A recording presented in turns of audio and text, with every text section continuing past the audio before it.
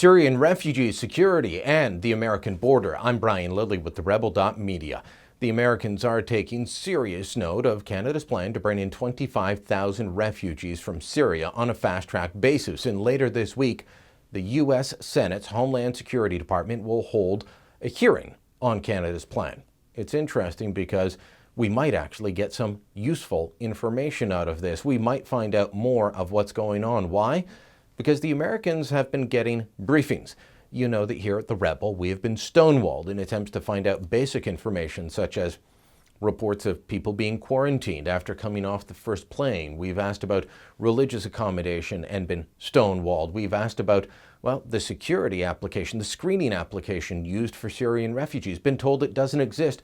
We've had applications for access to information delayed hundreds of days. But meanwhile, the Americans are getting briefed, probably getting more information than we're getting. This is an email, and it describes a discussion between Public Safety Minister Ralph Goodale and the Secretary for Homeland Security, J.C. Johnson.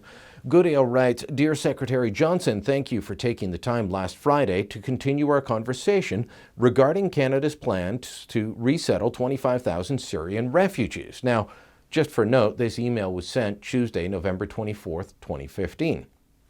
They've been briefing the Americans for a long time. Goodale goes on, "As I mentioned, the safety and security of Canadian and U.S. citizens, as well as that of the refugees, remains our highest priority.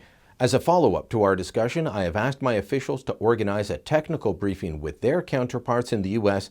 to provide them with the detailed information regarding our process and plans. I understand this briefing will be held this afternoon, shortly following the public announcement scheduled for 3:30 Eastern Standard Time." After that, a good chunk of the email is blacked out. But you can rest assured that the American Department of Homeland Security was not being given some of the BS and bafflegab that's been fed to the media.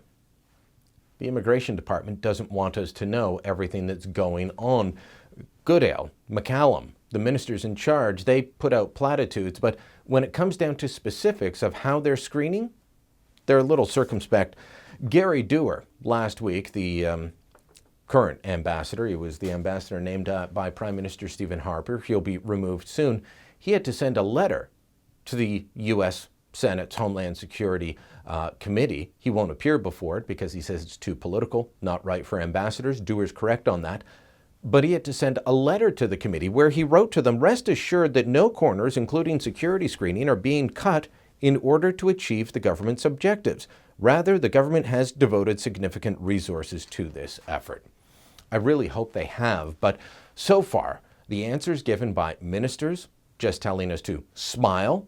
That was the response of John McCallum to his conservative critic, Michelle Rempel, telling us that problems such as refugees feeling so abandoned they want to go back to the camps in Lebanon and Jordan, well, that's just small problems, not to worry about it. The stonewalling of access to information requests, none of this gives Canadians the confidence that they should have for such a massive project. And when officials are questioned on the huge delays in public oversight of a project of such importance, we're told, "Don't worry, we're better than the other departments." No, that's not good enough. And unfortunately, it looks like we're going to have to turn to Washington, and the worry held by Americans over what is going to be settled on their border in order to get some information.